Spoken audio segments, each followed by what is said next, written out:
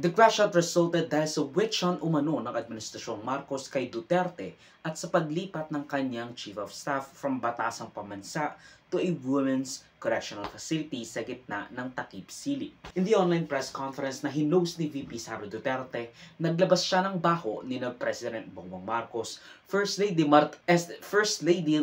Liza Araneta Marcos at House Speaker Martin Romualdez. Pero ang naging highlight ng press conference na iyon, especially sa national at international media, is the fact na sinabi niya ang bing-chilling na revelasyon na may kinausap na raw siya si VP Sara Duterte para ipapatay sina PBBM, Liza Marcos at Martin Romualdez kung siya ay mamapatay or mapapatay. May kinausap na ako na tao.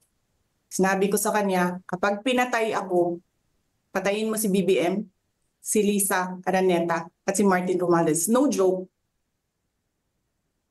No joke. Nagbilin na ako, ma'am. Pag namatay ako, sabi ko, huwag ka tumigil hanggang hindi mo mapatay sila.